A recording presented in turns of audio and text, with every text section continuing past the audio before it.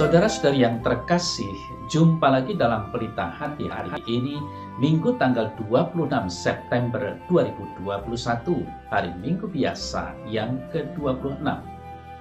Bersama saya Romo Thomas Suratno SC dari Paroki Cilandak, Jakarta Selatan, mendengar dan merenungkan sabda Tuhan, yakni firman Tuhan yang tersurat dalam Injil Markus, bab atau pasal 9, ayat 38 sampai dengan 43, ayat 45, dan ayat 47 sampai dengan ayat 48.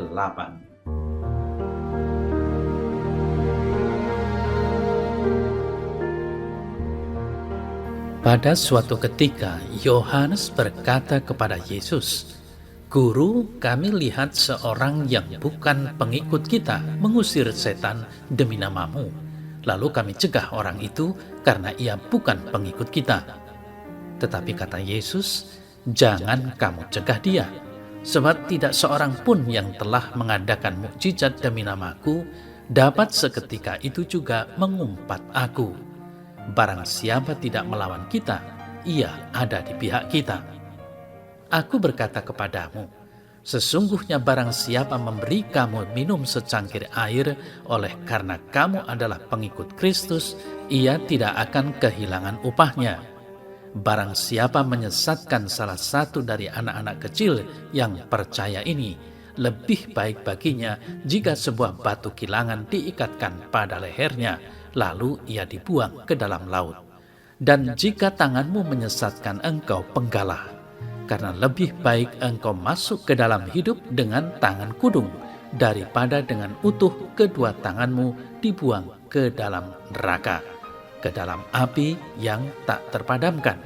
Dan jika kakimu menyesatkan engkau, penggalah. Karena lebih baik engkau masuk ke dalam hidup dengan timpang, daripada dengan utuh kedua kakimu dicampakkan ke dalam neraka. Dan jika matamu menyesatkan engkau, cungkilah.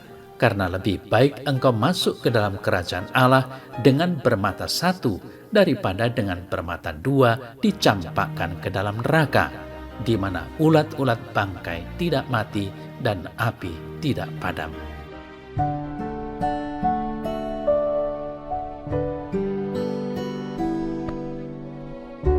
Saudara-saudari yang terkasih, seorang pengikut Kristus yang sejati dalam hidupnya membuka diri bagi karya Tuhan.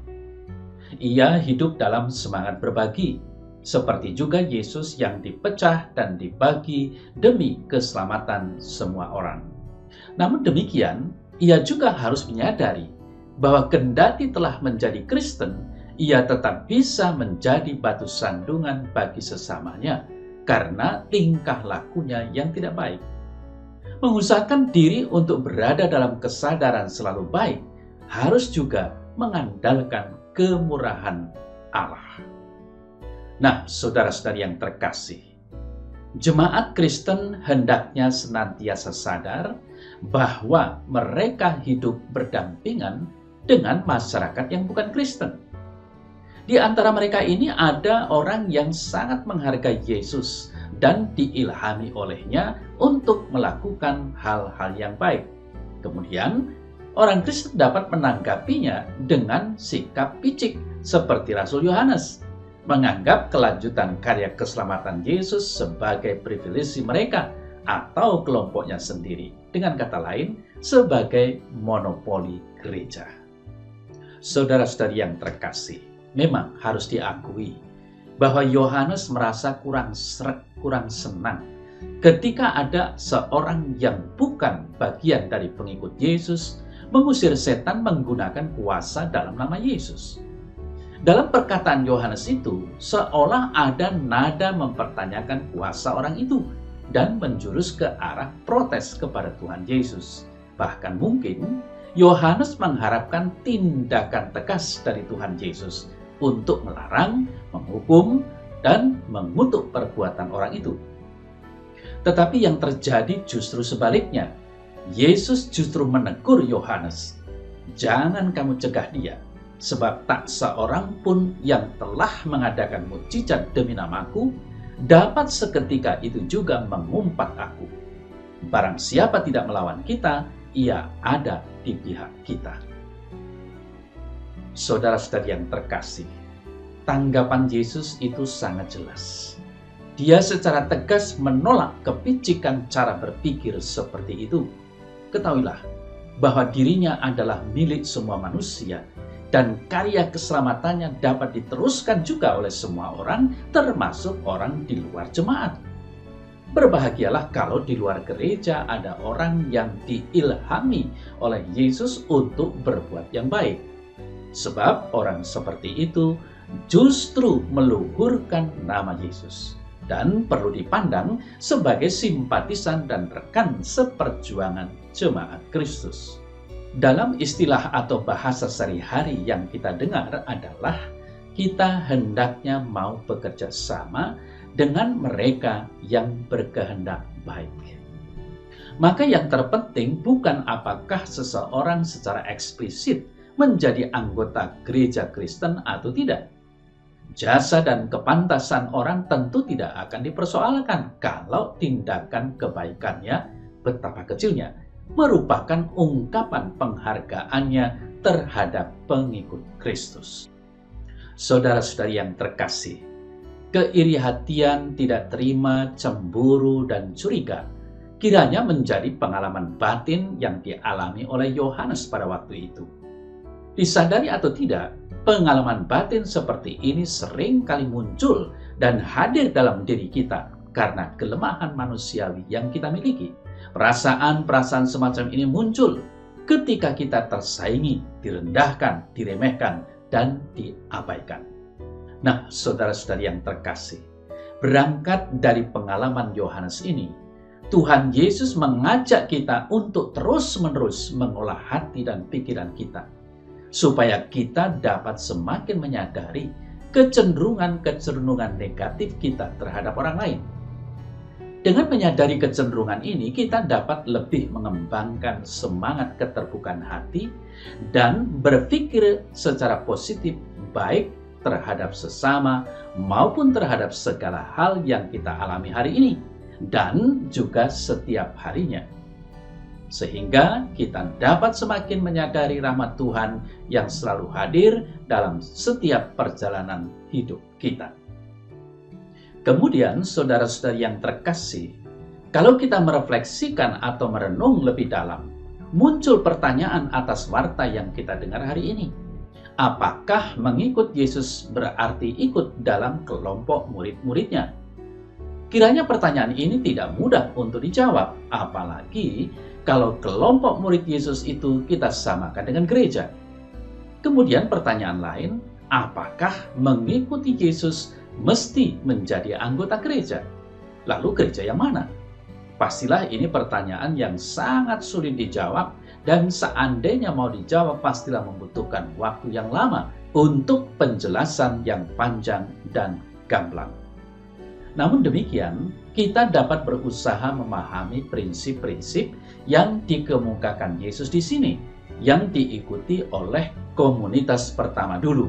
Yang jelas, dalam warta tadi, Yesus meluruskan pendapat Yohanes dan membuka cakrawala baru supaya mereka, para murid, jangan berpandangan sempit.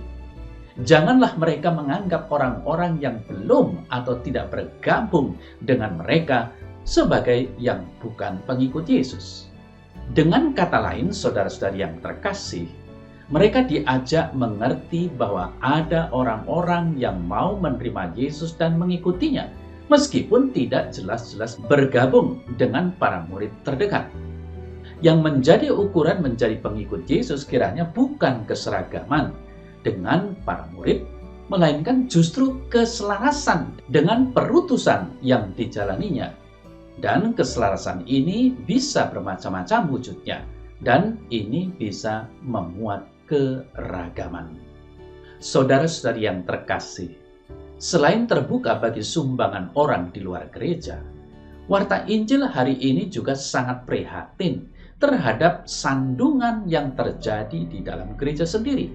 Seperti yang dikatakan tadi bahwa para pengikut Yesus dapat menjadi batu sandungan yang dapat menyebabkan sesama kita jemaat Kristiani, khususnya yang lemah dalam jemaat menjadi kecewa dan murtad, meninggalkan imannya, keluar dari persekutuan gereja. Fakta pengalaman seperti itu sudah banyak terjadi di antara kita, bukan? Lalu saudara-saudari yang terkasih, sebagai bentuk tanggung jawab kita tentunya berusaha untuk mencegahnya dengan memberi pengertian, pertimbangan, dan perbandingan bahwa tindakan preventif mencegah untuk tidak meninggalkan Yesus, walau itu dirasakan yang paling keras di dunia ini, namun ingatlah bahwa hal itu masih lebih baik daripada mengalami kebinasaan kekal pada akhirnya. Maka saudara-saudari yang terkasih, lebih baik secara radikal mencabut dari dirinya akar kecenderungan yang jahat, sehingga dapat hidup bahagia dalam kerajaan Allah, daripada tanpa pencabutan yang radikal itu hancur binasa untuk selamanya. Sehingga kita dituntut untuk bersaksi iman, supaya mereka tidak meninggalkan imannya akan Yesus Kristus. Maka dalam warta tadi, saudara-saudari yang terkasih, kalau kita perhatikan sebenarnya ada 3 pokok ajaran Tuhan Yesus. Yang pertama, dari ayat 39, sekali lagi saya kutipkan, jangan kamu cegah dia, sebab tak seorang pun yang telah mengadakan mukjizat demi namaku dapat seketika itu juga mengumpat aku. Di sini Yesus mau mengajar kita, para muridnya, untuk menumbuhkan sikap kelonggaran hati. Kemudian yang kedua, dalam ayat 40, barang siapa tidak melawan kita, ia ada di pihak kita. Yesus menuntun para murid untuk sampai pada keyakinan bahwa siapa saja yang tidak melawan kita, ia ada di pihak kita. Dia mengharapkan kepada mereka supaya jangan merasa terancam bila ada orang yang mengerjakan hal serupa walaupun tidak bergabung dengan mereka. Justru harus berani berkompetisi. Dan akhirnya yang ketiga dalam ayat 42, barang siapa menyesatkan salah satu dari anak-anak kecil yang percaya ini, lebih baik baginya jika sebuah batu kilangan diikatkan pada lehernya lalu dibuang ke dalam laut. Di sini Yesus tidak lain mengharapkan agar mereka memiliki tanggung jawab yang besar terhadap orang-orang yang hendak mengikuti Yesus secara tulus. Maka marilah saudara-saudari yang terkasih, kita bersama-sama merenung atas firman hari ini.